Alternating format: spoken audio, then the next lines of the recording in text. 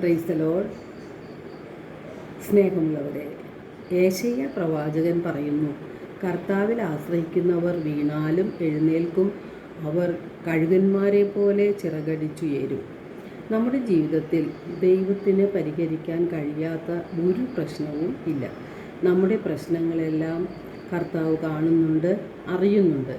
ജെറമിയ 32:27 ജെറമിയ പ്രവാചകനിലൂടെ കർത്താവ് ചോദിക്കുന്നുണ്ട്, ഞാൻ സകല മർത്യരുടെയും ദൈവമായ കർത്താവാണ്, എനിക്ക് അസാധ്യമായി എന്തെങ്കിലും ഉണ്ടോ?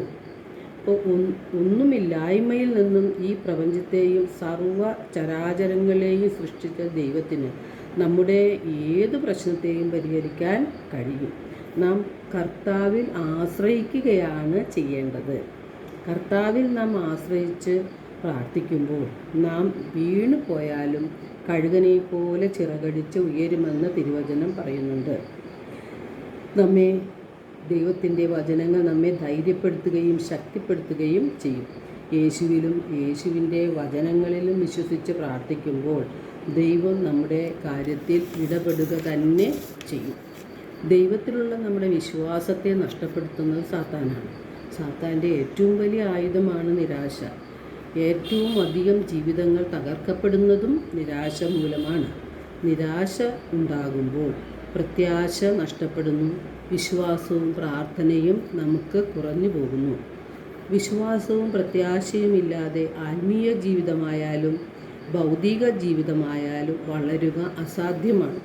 ദൈവത്തിന് നമ്മെക്കുറിച്ചൊരു പദ്ധതിയുണ്ട്. അത് നമ്മുടെ നാശത്തിനുള്ള പദ്ധതിയല്ല, ക്ഷേമത്തിനുള്ള പദ്ധതിയാണ്. നമുക്ക് ശുഭകരമായ ഭാവിയും പ്രത്യാശയും നൽകുന്ന പദ്ധതിയാണ്. അപ്പോൾ ദൈവത്തിൻ്റെ പദ്ധതിക്കായി, ദൈവത്തിൻ്റെ സമയത്തിനായി പ്രത്യാശയോടെ നാം കാത്തിരിക്കുകയാണ് വേണ്ടത്. സങ്കീർത്തനം 31:24 സങ്കീർത്തകൻ പറയുന്നുണ്ട്, കർത്താവിനെ കാത്തിരിക്കുന്നവരെ ദുർബലരാകാതെ ധൈര്യം അവലംബിക്കുവിൻ. വിശ്വാസത്തോടെ നാം പ്രാർത്ഥിക്കുമ്പോൾ നിരാശ മാറി പ്രത്യാശ കൊണ്ട് ദൈവം നമ്മുടെ ഹൃദയങ്ങളെ നിറയ്ക്കും എന്നത് തീർച്ചയാണ്. എല്ലാവർക്കും ഒരു നല്ല ദിനം ആശംസിക്കുന്നു. ദൈവം നമ്മെ ഓരോരുത്തരെയും സമൃദ്ധമായി അനുഗ്രഹിക്കട്ടെ.